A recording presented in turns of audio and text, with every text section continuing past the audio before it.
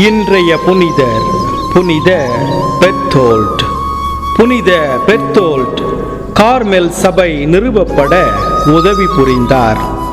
இவர் அந்தோக்கியாவில் இருந்த லத்தீன் மக்களின் முதல்வரான ஏமெரிக்கின் அவருடைய உறவினர். அக்காலத்தில் மேற்கு திசையிலிருந்து பல துறவிகள் பாலஸ்தீன நாடு முழுவதும் இருந்தார்கள். பெர்த்தோல்ட் அவர்களை ஒன்றாக கூட்டி ஒரு குருக்கள் சபையை கார்மேல் மலையில் தொடங்கி அவர்களுக்கு முதல் தலைவராக இருந்தார். அவர் பிரான்ஸ் நாட்டில் உள்ள லிமோஜ் என்ற இடத்தில் பிறந்து பாரிஸ் நகரில் படித்து அங்கு பட்டம் பெற்றார். அவர் மேரிக் உடன் சேர்ந்து சிலுவை போரில் ஈடுபட்டார்.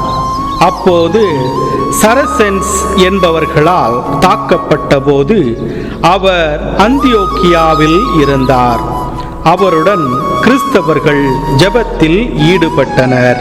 ஆனால் அந்த நகரம் விடுதலையடைந்து கார்மேல் மலையில் ஒரு துறவி மடமும் ஒரு ஆலயமும் எழுப்பி அக்கோவிலை எலியாஸ் தீர்க்கதரிசிகளுக்கு அர்ப்பணித்தார்.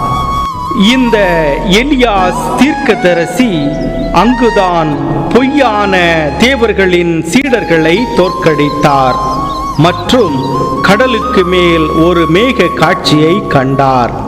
அச்செய்தி பீட்டர் எமிலியானஸ் இங்கிலாந்து அரசர் முதலாம் எட்வர்ட் 1282 எழுதப்பட்ட கடிதத்தில் நிரூபிக்கப்பட்டுள்ளது. புனித பெர்த்தோல்ட் தான் துவங்கிய கார்மேல் சபையை 45 ஆண்டுகள் நடத்தி வந்தார்.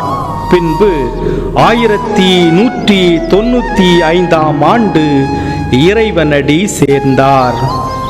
இந்த புனிதரை போல நாமும் பிறரை நல்வழிப்படுத்தவும் அவர்களுடைய ஆன்மீக காரியங்களை ஒருங்கிணைக்கவும் வரம் வேண்டுவோம்.